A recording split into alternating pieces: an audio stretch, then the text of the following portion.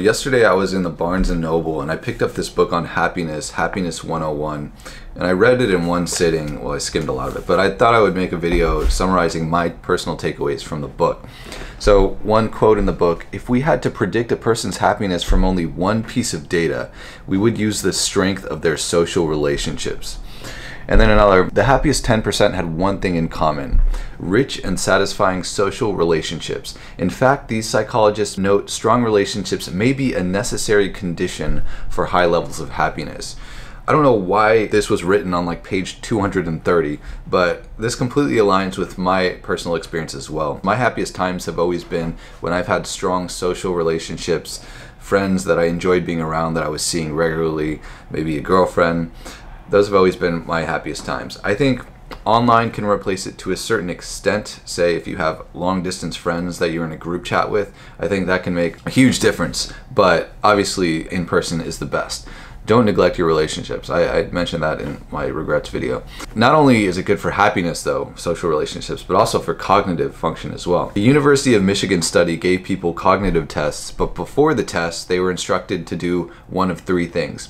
Either work on these cognitive tasks like reading comprehension questions and crossword puzzles, watching TV, or socializing with another study participant and sharing their social and political perspectives with that person. The people who worked on the cognitive tasks and the people who shared their social and political perspectives, they performed equally as well.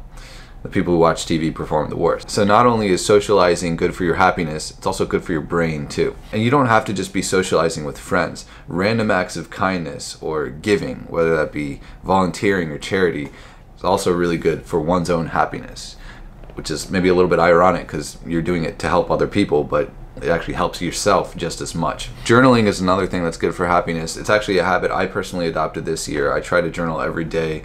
Definitely haven't done it every day, but I've been doing it at least probably like 3 times a week at least, and I always feel better after I do it. It's always like before you do it, you're like, oh, do I really want to spend 5 minutes doing this? But after I do it, it really helps because it kind of releases all the thoughts that are echoing around inside your head. And when you document it, potentially in the future, you could go back to any day of your life and kind of see what you were thinking.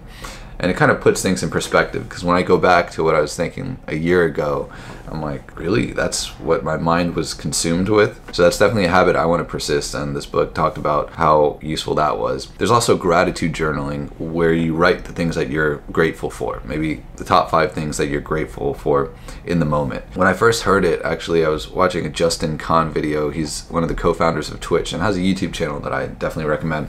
When I first heard it, it sounded like the lamest thing ever. He had mentioned that it made a big difference in his life. So if this super successful billionaire entrepreneur can vouch for it, then I think it's worth a try. So that's something that I'm starting to do. I think it might take a week or 2 to really notice the difference, but at least in theory, it kind of makes sense that focusing on the positives will help one to be happier, because at the end of the day, happiness, I think, is largely a perspective. As cliche as it sounds, it's viewing the glass as half full rather than half empty. We often think of life as, oh, if we achieve this thing, then we're going to be happy, whether that be making $1 million or finding our dream girl or guy or whatever it is. But then once you obtain that, humans are extremely adaptable, so that becomes our new baseline, and then next you want $10 million or you want something else, and so you're never satisfied. So if you're looking for some achievement in life that will make you happy and satisfied, then you're going to be disappointed, because you're going to be perpetually chasing the next goalpost, because the goalposts constantly shift. So happiness largely is just being grateful for what you have and accepting that which you cannot change. The book also talks about meditation, but they call it attention training, which I think is genius, because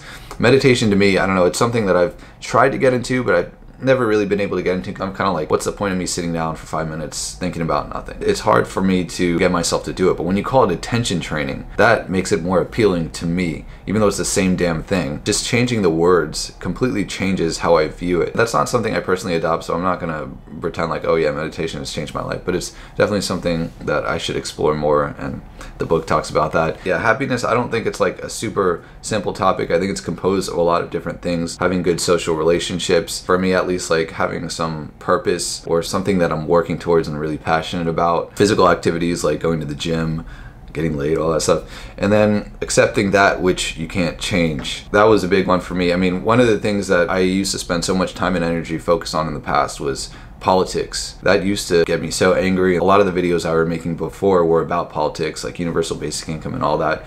But at some point I just stopped putting so much energy into that and stopped following the news, because I realized that it wasn't really making me happier, because I was seeing all these problems with the system and it would get me all worked up, because I would think like, why don't we just change this thing? It would make everything better. But at the end of the day, I can't personally change it. Maybe one day in the future when I'm a millionaire, senator or president or something like that, then maybe I can do it. But at least right now in this current state, it's not something I can do. So getting so worked up about it will just make me angry and not happy. But when you just accept that you can't change it, then you're more at peace. And I'm not advocating people just be complacent and not try to make it a better place. I'm just saying don't let frustration with the system prevent you from being happy and at peace.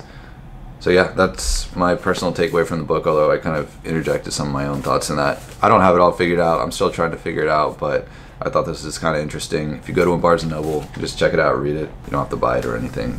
Just get that knowledge. Best of luck, and catch you next time. Peace! 투비커러스